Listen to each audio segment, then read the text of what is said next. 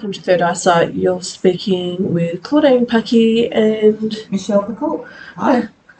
Welcome back, guys. This is our last podcast for this year. So exciting 2022 coming along, and we're about to embark on some new and exciting things coming up. Today's topic is more about, because a lot of you have come back and asked for more information on satanic cults, where do they come from, and a little bit of more information that relates to current or past history in relation to cults in general. So Michelle and I are going to go through that. Take it away, Michelle.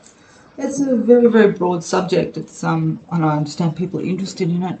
I'm trying to decide whether or not to go with the American or go right back to where cults began, which it's interesting. I've had some very interesting conversations with people, because obviously when they say you're Christian is more or less a new religion compared to paganism, which I'd have to agree with, because Christianity came about when Jesus Christ, or Yeshua, came to the earth as man. However, believers in God the Father were there for a very, very much long time. So what is Yeshua? For those people who don't know. Okay, so Yeshua is the correct name for Jesus Christ. Jesus is the English version. Basically, I always tell people my husband's name is Vince, but in France he's called Vincent. So what you're looking at there is just the translation into English, basically Jesus, which also is Zeus.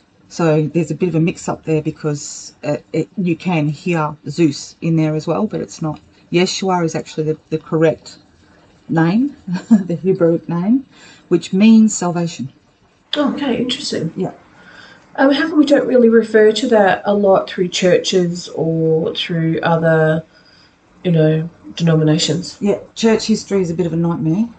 Basically, going right back to when there was a wiping out of Christianity, taking away of the Jewishness of Jesus Christ and God the Father. So they have, bastardized a lot of it. And the churches don't teach that, because there's a silly little thing in the churches where they believe that the church is completely and utterly separate to Israel. So Israel was always called the bride of Yahweh, so the bride of God the Father, and the church the bride of Yeshua. However, the church is supposed to be grafted into, not actually separate from. So a lot of what we call Messianic Jews, which just means Jews that believe in the Messiah, okay, because the Jews had a history well before Yeshua came. So are they currently, the Jewish community now, would you say that they currently believe or would speak of Jesus Christ as Yeshua? Would that be their first? Messianic Jews do, but certainly not the Jewish faith in general, no.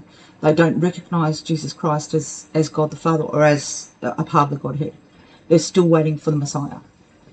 So this is where you have some very, very strong denominational shifts, because the Jews will not accept the Christians, because they believe that the Messiah has not yet come. And the Christians balk at being called Jews because they believe in Christ, and that's not it. So when I hear people saying, Christianity is relatively new compared to paganism, that's correct. The following of Yeshua is new, because Yeshua was Christ. That wasn't the history of the Old Testament, although God continually said that he was sending his son. His son was always there. You can find Yeshua's name throughout the Old Testament, referred to as salvation. So if you look up salvation in the Old Testament, you'll find that the root word is Yeshua. So when we're looking at satanic cults, what are the basis of their actual cults in general? So if we look at three specific, quite well-known cults, which we mentioned, we were discussing before we started the podcast, which was Charlie Manson. Yeah. So what would be the basis of them creating that cult, or where does it start from, and what influence would have come in to create that? Okay, so Charlie Manson was a fairly rejected kid. He had a bit of a sketchy background. What a lot of people don't know is that there's a possibility that Charles Manson actually had Negro bloodline. according to the history of it, he did. And he was a very rejected child. He would end up in prison for a long time. When he came out of prison, there must have been some sort of affiliation with what they called the family, a cult called the family, which was coming out from, I'm trying to remember the guy's name. It was a very, very big cult over there. I'll think of it later. So tell me when, or give me a rough idea, because I'm not really familiar with Charlie Manson, I'll be honest with you, when he came about and what specific cult or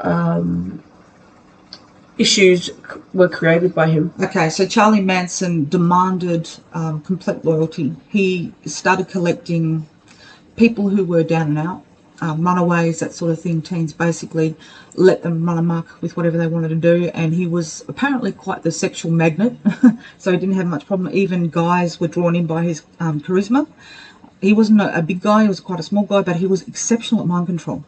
So he had a way of pulling his people under and having them completely loyal to him, to the point where he actually had them going out and murdering, which is where Sharon Tate murders and all of those sort of things come from.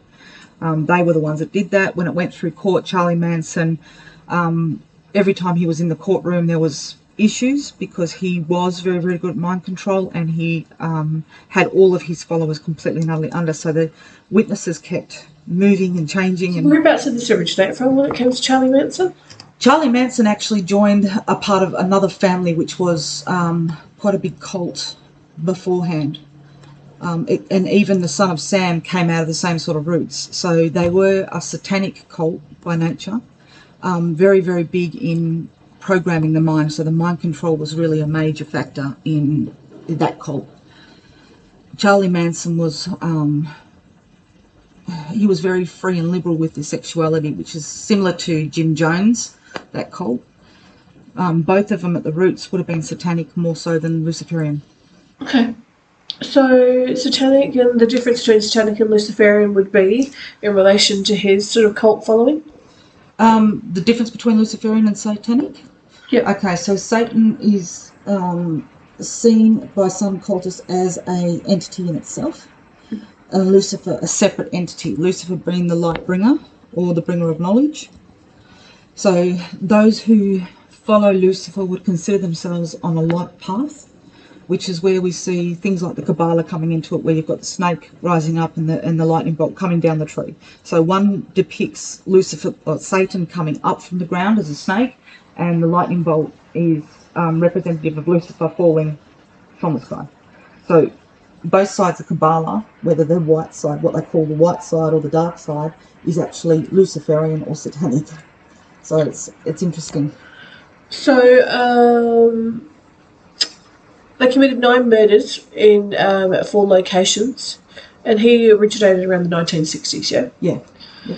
So what made him so famous, other than the murders, what made him so famous and made him as an identifiable cult leader? Charlie Manson actually wasn't involved. He wasn't actually there on the scene for quite a few of those murders. His followers were, and they were completely and utterly loyal to Charlie Manson. So that put Charlie Manson completely in the spotlight of he's able to mind control, but they had a lot of trouble actually taking down Charlie Manson himself.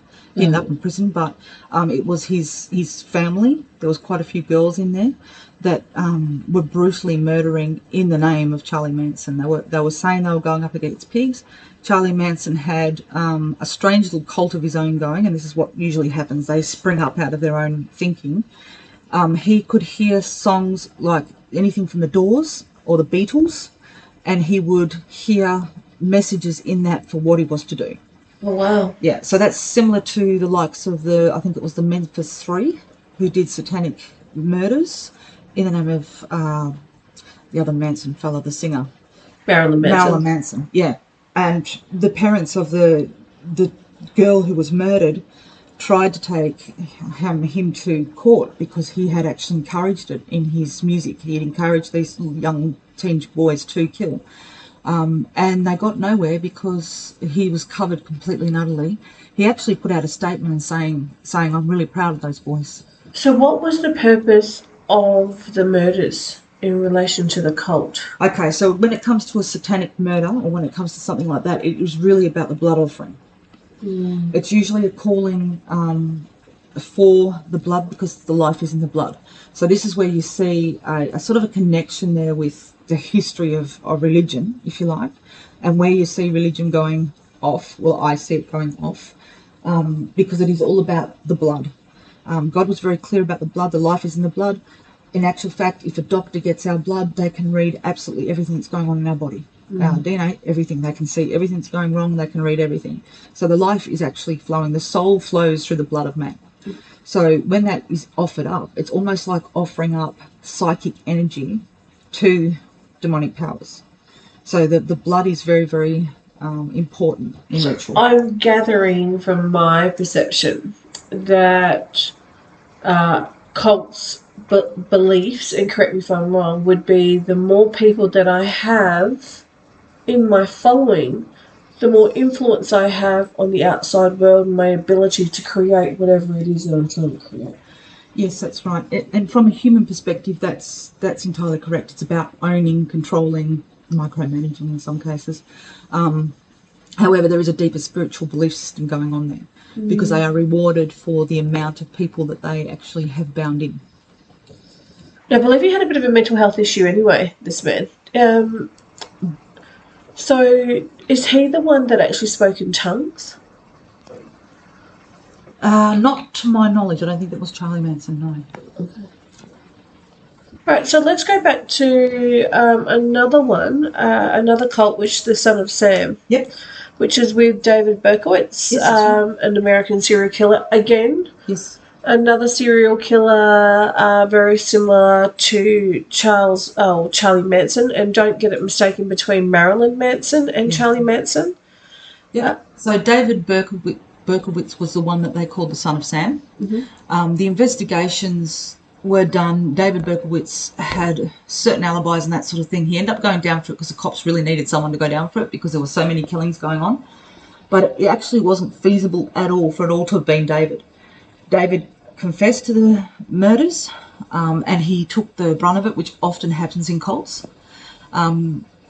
He later became a Christian in prison and he said, yes, this was a part of a cult, but he was involved in a satanic cult in the area. And they were doing killings for blood ritual, and David Berkowitz took the fall, which is the way it often happens with cults. They'll have someone who's lower ranked, if you like, in the cult, and they will take the fall. When the eyes start going on them, they'll throw someone under the bus. Right. His life would have been in danger. Now, even if he had spoken in prison, which it took him a very, very long time to do, they have people in there. So if David was going to speak up, someone would not be involved in prison. I mean, again, this guy had a violent childhood, erratic behaviour, and was adopted. Yes. Apparently. And so was Hitler. Very interesting. So all these people that we find, again, yes, definitely Hitler and his followers was very much the largest cult in the world. Yep. And you can call that similar to gang mentality if you're thinking about it from that perspective. Absolutely. So a lot of this is insecurity, no stability, sense of belonging, and a lot of us that join gangs or cults or any type of large group are looking for that family or sense of belonging. Which is correct. That's why a lot of the cults will call themselves a family, or actually are a family. So, yeah, you're either born into it or you get recruited into it. So Satanists are very good at, now I'm speaking about Satanists because the Luciferians are a little bit different in that, but the Satanists will actually recruit from high schools and places like that. So they'll lurk about there, they'll have chaplains and that in there, and they will be watching to see which children are coming through, like the counselling and always in trouble, and they will then target them for bringing them into the cult. They generally are rejected and hurt kids. So being suddenly love bombed and all your behaviours that were considered bizarre and worthy of seeing psychologists for are suddenly